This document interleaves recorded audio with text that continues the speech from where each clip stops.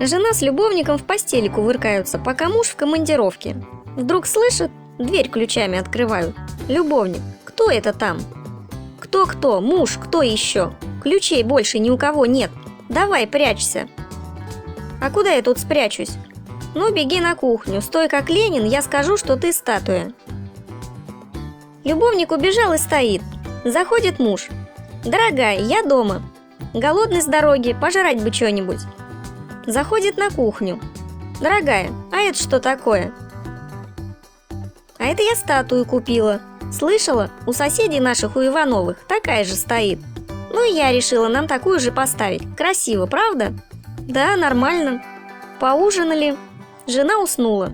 Ночью муж встает и тихонько идет на кухню. Открывает холодильник, достает ветчину и сыр, делает огромный бутерброд, вставляет его в рот мужику, стоящему статуей, и говорит: братишка, на, поешь. У Ивановых я 2 дня стоял, и ни одна сволочь не догадалась меня покормить.